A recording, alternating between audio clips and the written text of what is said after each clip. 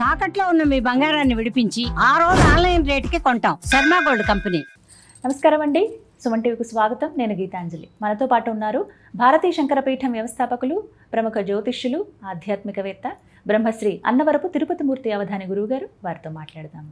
గురుగారు నమస్కారం అండి. ఓం శ్రీ మహాగణాధిపతయే నమః. తెలంగాణ కుంభమేళ మేడారం జాతర ఎదురు చూస్తున్నాం ఇప్పుడెప్పుడు అని. 28వ తారీఖు అని చెప్పారు. 3 రోజుల పాటు చాలా అత్యంత వైభవంగా జరగబోతోంది. ఏర్పాట్లు అవన్నీ చూస్తున్నాము.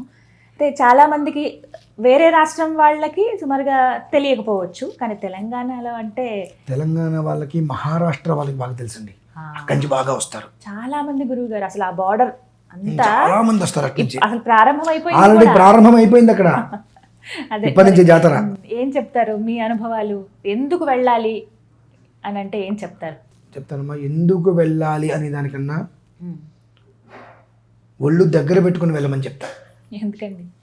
మన సనాతనంలో, మన ధర్మంలో ఎక్కడ తప్పు దొర్లుతుందా అని భూతద్దాలు పెట్టుకుని వెతుకుతున్నారు. ప్రతి దాన్ని భ్రష్టత్వం చెందించాలి అని చెప్పి. అంతకన్నా దారుణంగా, దౌర్భాగ్యంగా, చండాలంగా మన వాళ్ళు ఉన్నారు. నేను తిట్టకూడదండి, కానీ ఏంటంటే అమ్మవారు ఉన్నారు. ఒక ప్రణాళికగా క్రమబద్ధంగా వెళ్తే ప్రమాదాలు జరగవు, తొక్కిసలాట జరగదు. ఇటువంటివి జరగటం కోసం ఎంతోమంది చూస్తున్నారు. అడవి దేవతలు కావచ్చు, సమ్మక్క సారక్క, కానీ ఎంతోమందికి జీవితాన్ని ఇచ్చిన దేవతలు. నాకు బాధ ఏంటంటే ఈ 3 రోజులు చేసినంత ఘనంగా తర్వాత వాళ్ళని వదిలేస్తున్నారు. అదొక్కటే బాధ. తర్వాత వాళ్ళ దేవతలు కాదా?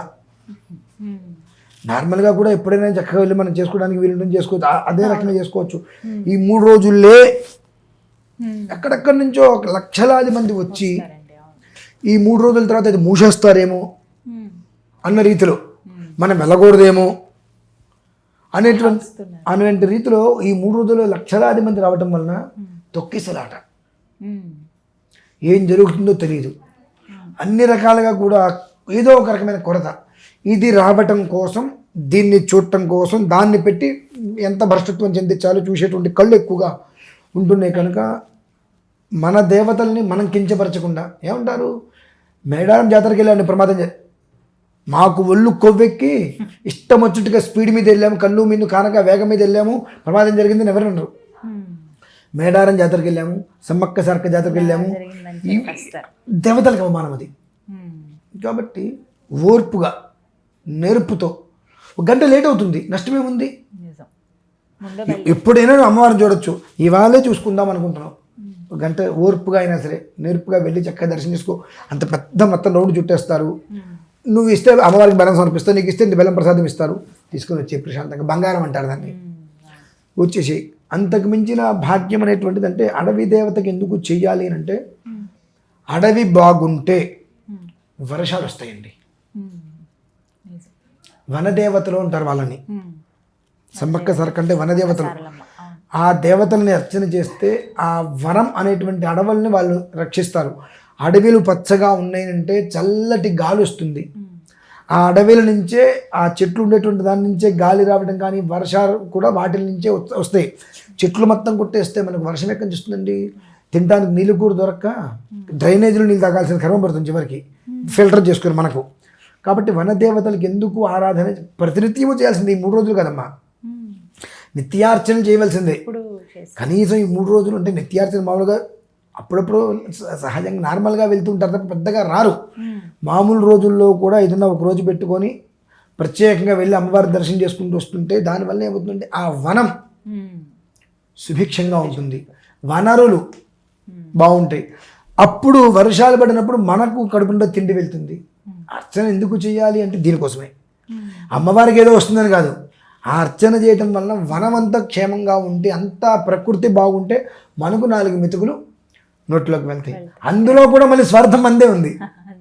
అదైనా దృష్టిలో పెట్టుకొని గాబరా పడకుండా, ఎక్కడ పడితే అక్కడ పార్కింగ్లు చేయకుండా, వెనకాల వచ్చే వాళ్ళకి ఇబ్బంది రాకుండా, ముందు వచ్చే వాళ్ళని ఇబ్బంది పెట్టకుండా, ఒక క్రమబద్ధీకరణలో మనకు లేనిదే అది, మనకు లేనిదే అది. మీరు చెప్పినా రాదమ్మా. క్రమశిక్షణగా ఉందండి మనం 1000 చెప్పండి, రాదు. ఆ ఒక్కటి పాటిస్తే అసలు తలనొప్పులే ఉండవు. కాబట్టి కనీసం మేడారం వెళ్ళి వచ్చారు అనేది తప్పితే మేడారంలో ఇలా జరిగింది అనేటువంటి మాట తీసుకొచ్చేది మనమే అవుతున్నాము. కాబట్టి మనం వెళ్ళకపోతే వచ్చే నష్టం లేదు. వెళ్ళి అమ్మవారిని అవమానపరచవద్దు అనేటువంటిది మాత్రం నేను చెప్తానమ్మా. ప్రతి మనిషిని వెళ్ళమంట. అయితే ఈ 3 రోజుల్లో కాదు, నిరంతరం ఎప్పుడైనా వెళ్ళండి. ఇవాళ ఇస్తే తీసుకునే బెల్లం నిన్న ఇస్తే తీసుకోదా ఆవిడ, రేపు ఇస్తే తీసుకోదా? అదే కాదు కదా. మనకేంటంటే ఇక్కడ ఈ 3 రోజులే, తర్వాత అమ్మవారు ఉండదేమో అనేటువంటిది ఒక రకమైనటువంటి జిజ్ఞాసలోకి వెళ్ళిపోతున్నాం. కొత్తగా చక్కగా నూతనంగా నిర్మాణం అవి చేశారు, చూడడానికి కూడా చాలా బాగుంది, ఆహ్లాదకరంగా ఉంటుంది. కనుక ఇబ్బంది పడవద్దు, ఇబ్బంది పెట్టవద్దు, ప్రశాంతంగా వెళ్ళండి. ఎక్కువసేపు ఉండాలని ప్రయత్నం చేయొద్దు. అమ్మవారికి బంగారం ఇవ్వండి, ఆ ప్రసాదం తీసుకోండి, సైలెంట్గా వచ్చేసేయండి తిరిగి. ఒకటి, మన ధర్మం మనం కాపాడుకోవాలి అనుకుంటే అందరికీ ఒక్క మాట చెప్తున్నాను వినండి. మన ధర్మం మనం నిలబెట్టుకోవాలన్నా, మన ధర్మం గురించి ఎవ్వరు మాట్లాడకుండా ఉండాలి అన్నా, మేడారం సమ్మక్క సారక్క జాతరలో ఈ ప్రమాదం జరిగింది అనేటువంటి పదం తెచ్చుకోకుండా, తొక్కిసలాట జరిగింది అని తెచ్చుకోకుండా కనుక మనం తెచ్చుకోగలిగితే అంతకు మించినటువంటి పుణ్యం భాగ్యం ఇంకొకటి లేదని అయితే నేను చెప్తానమ్మా. అది ఎవరు ఎలా తీసుకున్నారు. ఎందుకంటే ఏ మనిషికి జరిగినా ఆ కుటుంబానికి నష్టం, ఏ మాట వచ్చినా అమ్మవారికి అవమానం. వనదేవతలు ఉంటారు, వాళ్ళకి ఆగ్రహం కలగకూడదమ్మా. వనదేవతలకి ఎంతసేపటికి కూడా అర్చిస్తూ వాళ్ళని ఆనందింపచేయాలి తప్ప వాళ్ళకి ఆగ్రహం కలిగిందా, మీరు నమ్మండి నమ్మకపోండి, ఎప్పుడైతే వనదేవతలకి ఆగ్రహం కలుగుతుందో వాయు స్తంభించిపోతుందమ్మా. మీరు ఒక్కొక్కసారి గమనించండి, చుట్టూతో చెట్లు ఉంటాయి, ఒక్క ఆకు కూడా ఒకదు. గమనించారు మీరు ఎప్పుడైనా? కొన్నిసార్లు అవుతుంది. మనం కూర్చుంటాం అట్లా, చుట్టూతో చెట్లు ఉంటాయి, ఉడికిపోతుంది. ఒక్కటంటే ఒక్క ఆకు కూడా, చెట్టు నుంచి ఒక్క ఆకు ఒకదండి. వనదేవతలకి ఆగ్రహం కలిగితే ఆకు కూడా కదలదు. అటువంటిది ఇంకా అంతకు మించి పై స్థాయి ఆగ్రహం కలిగితే మన ఊపిరి కూడా మనం పీల్చుకోలేము. కాబట్టి వనదేవతకి ఎప్పుడు కూడా ఆనందం కలగాలి, ఆగ్రహం కలిగించద్దు. ఆగ్రహం ఎప్పుడు కలుగుతుంది? మనం చేసేటువంటి చేష్టలకి అవమానం వస్తాయి. పేరేం వస్తుందని ఒక్క మాట చెప్పండి. ఏదైనా ప్రమాదం జరిగింది, ఏ పేరు వస్తుంది? వాడు చేశారన్న అమ్మవారి పేరుతో. అది ఆవిడకి నేను చేయమని ఆవిడ అడగలేదుగా. ఈ స్థితిలో నువ్వు జాతర చేయని ఆవిడ అడిగిందా?